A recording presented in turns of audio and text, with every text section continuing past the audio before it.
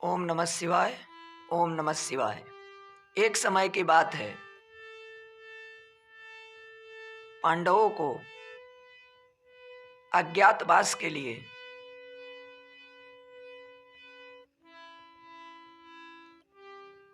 जब दूसरे राज्य में जाकर छुप कर रहना था, उस समय वो आगे की तरफ बढ़ने लगे।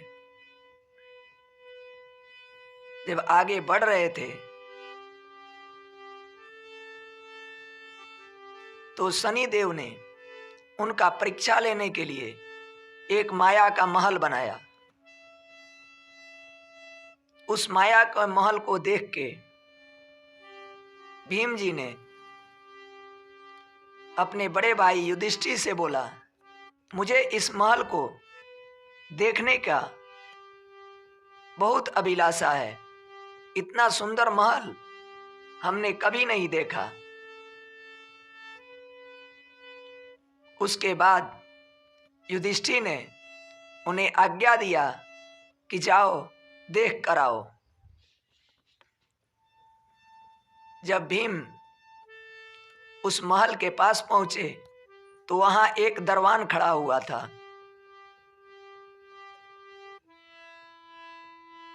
वो दरवान कोई और नहीं, स्वयं शनिदेव थे, जो दरवान के रूप में उस महल के आगे खड़े थे।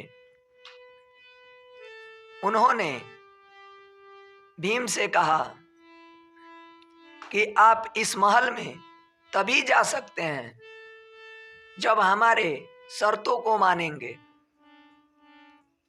भीम जी ने बोले कि आप आज्ञा करें, हम आपके शर्त को मंजूर करेंगे, तभी महल में जाएंगे। दरबान ने बोला कि आप इस महल के एक दिशा में ही जा सकते हैं, दूसरे दिशा में आप नहीं जाएंगे। भीम जी ने उनकी बातें मान ली। दूसरा उन्होंने शर्त रखा कि आप जो वहां देखेंगे उस चीज का शुद्ध शुद्ध वर्णन करेंगे, आकर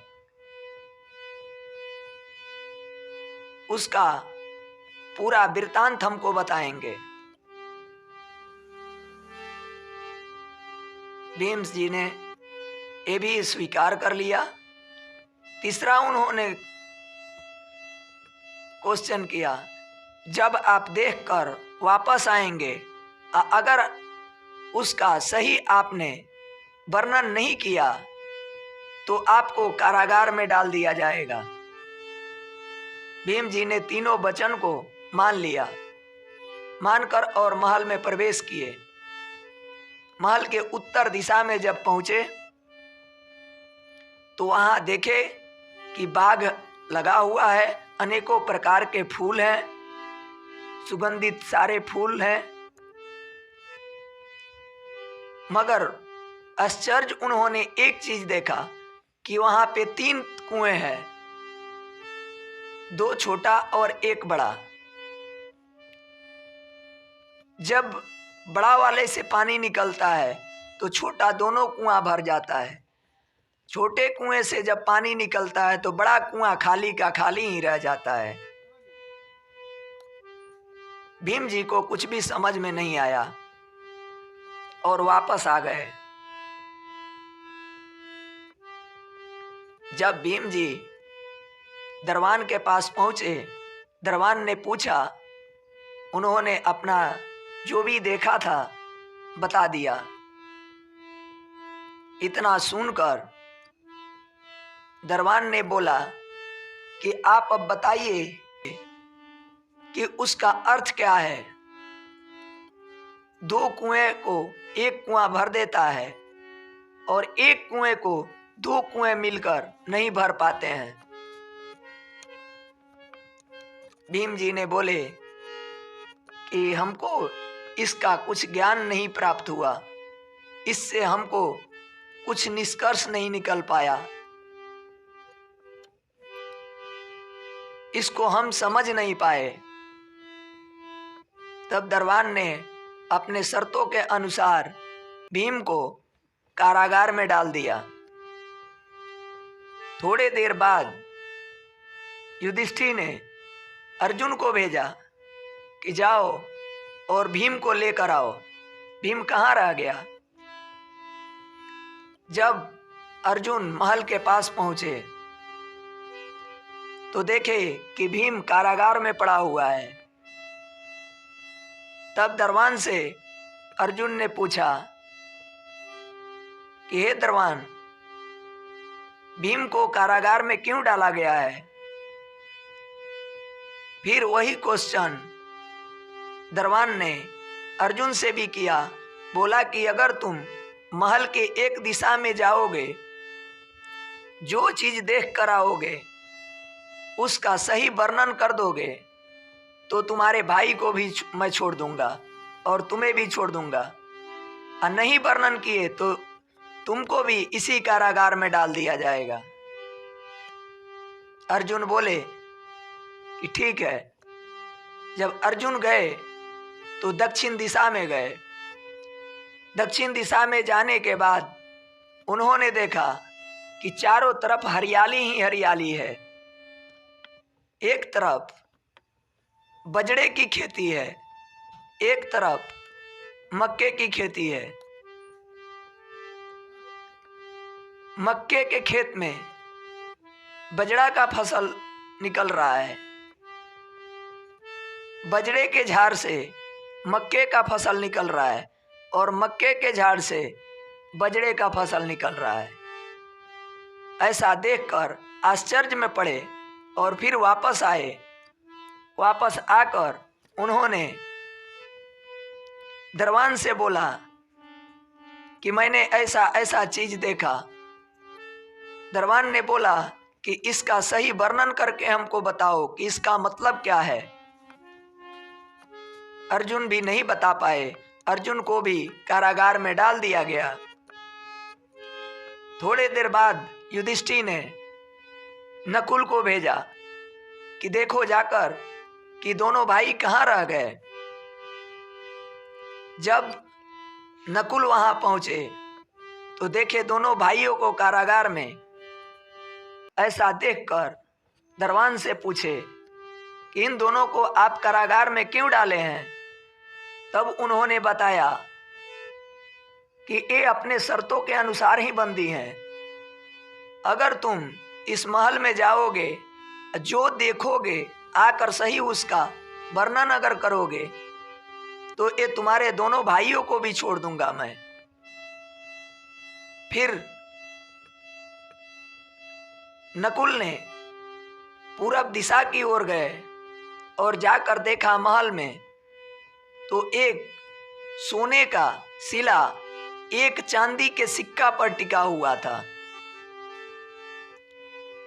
जब सोने का शिला जब चांदी के सिक्के पे देखे, उस सिक्के को कितनों भी निकाले मगर वो बाहर नहीं आया। तब नकुल ने आकर दरबान से कहा कि यहां तो विचित्र कार्य है। एक सिक्के के ऊपर इतना बड़ा सोने का शिला घूम रहा है। मैं कितनों भी सिक्का को निकाला मगर सिक्का बाहर नहीं आया। तब दरबान ने बोला कि इससे तुमने क्या सीखा, क्या समझा, पूरा वृत्तांत हमको बताओ। नकुल भी कुछ ना बता पाए। फिर इनको भी दोनों भाइयों के साथ कारागार में डाल दिया गया। फिर थोड़े देर बाद युधिष्ठिर ने सहदेव को भेजा।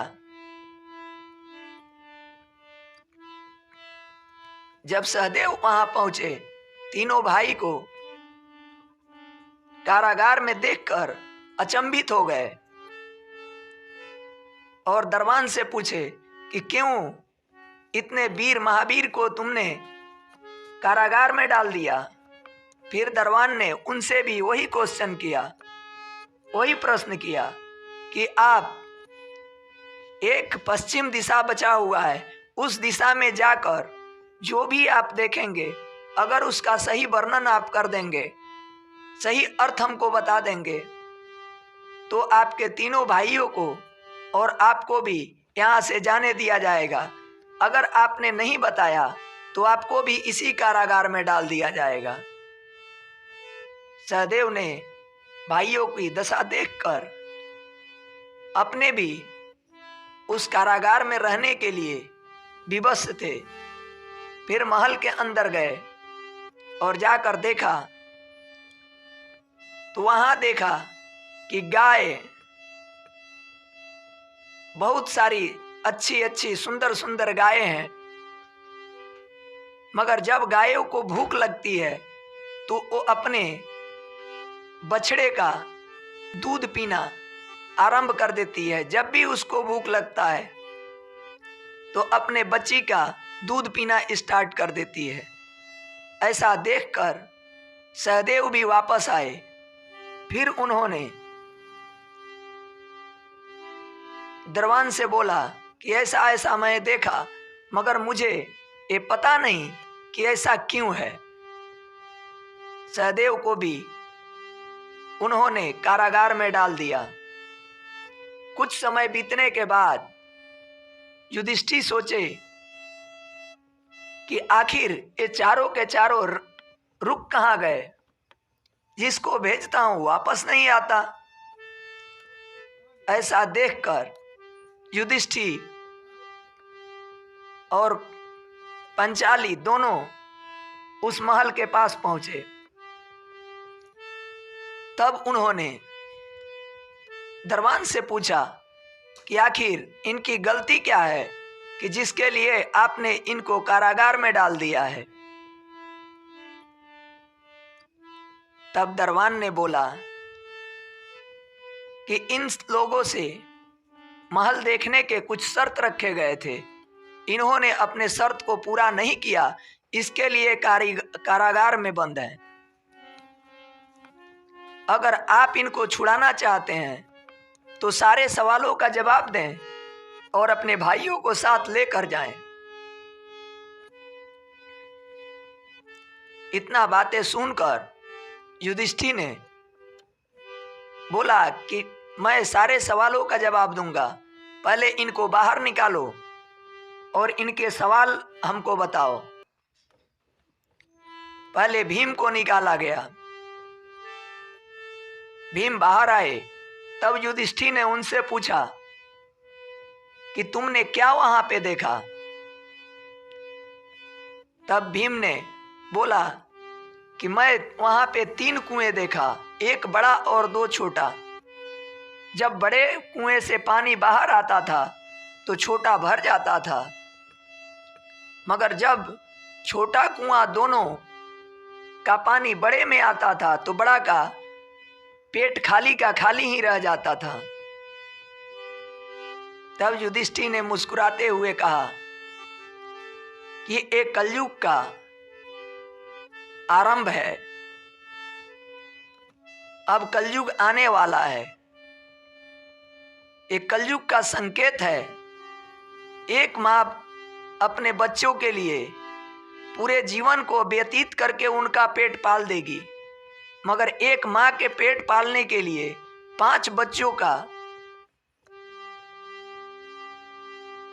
परिश्रम भी फलित नहीं होगा। 5 बच्चे एक माँ का पेट नहीं पाल पाएंगे। एक कलयुग का आरंभ है। फिर अर्जुन को बुलाया गया। अर्जुन से पूछा गया कि तुमने क्या देखा।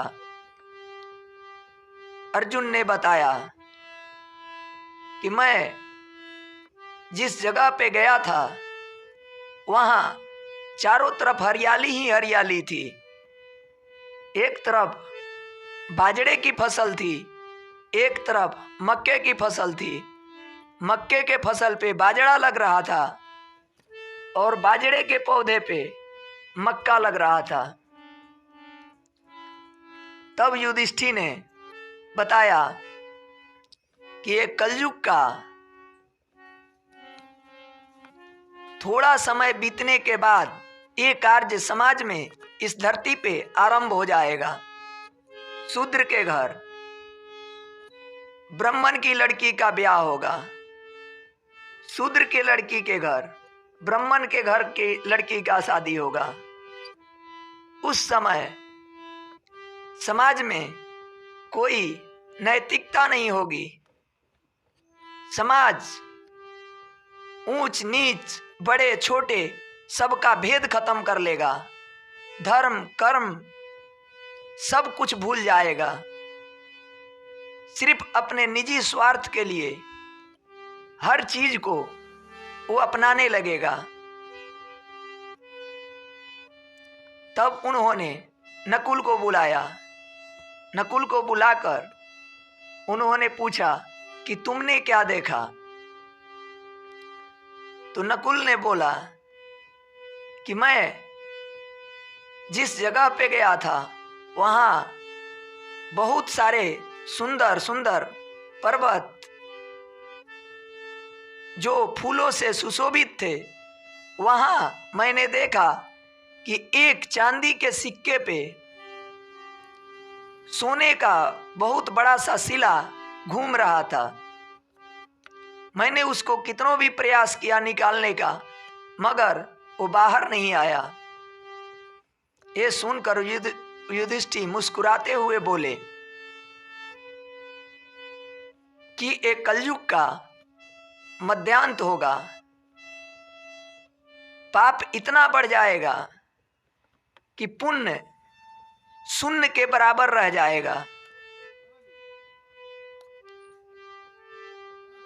इतना सुनकर फिर सहदेव को बुलाया गया।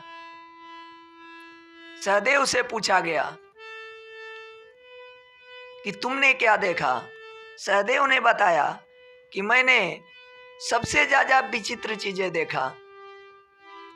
इतना विचित्र देखा कि ऐसा कभी कोई सोच नहीं सकता है। जिस जगह पे मैं गया था उस जगह पे गायें बहुत सारी थी, मगर जब गायों को भूख लगता था तब गाय अपने ही बछड़े की दूध पीते थे। ये सुनकर युधिष्ठिर फिर मुस्कुराते हुए बोले, ये एक कलयुग का अंत का समय होगा। कोई बेटा अपने माँ बाप का पेट नहीं पालेगा। ऐसा दिन आ जाएगा कि माँ बाप को अपने बेटी के घर जाकर उसका दाना खाना पड़ेगा। इतना सुनकर जो दरवान थे वो पुनः अपने रूप में आए। शनिदेव प्रकट हुए और बोले कि तुम सबसे बुद्धिमान हो, सत्यवादी हो, तुम्हारे वचन जितने भी निकले सब सत्य हैं। एक कलयुग का आरंभ से अंत तक तुमने हमको बता दिया, इसलिए हम तुम्हारे चारों भाइयों को छोड़ रहे हैं। आप सबों से निवेदन है, जितने भी लोग हैं अपने धर्म और कर्म दोनों का ध्यान रखें। कलयुग एक वो मुकुट है कि सर पे चमकता तो है मगर इसका अंत बड़ा भयानक होता है। आज मैं अपना कथा यहीं पे समाप्त करता हूँ। ओम नमः शिवाय, ओम नमः शिवाय, ओम नमः शिवाय। आप सबों से निवेदन है कि इस पोस्ट को ज़्यादा से ज़्यादा शेयर करें ताकि हर इंसान को अपने धर्म और कर्म का ज्ञान हो। ओम नमः शिवाय, ओम नमः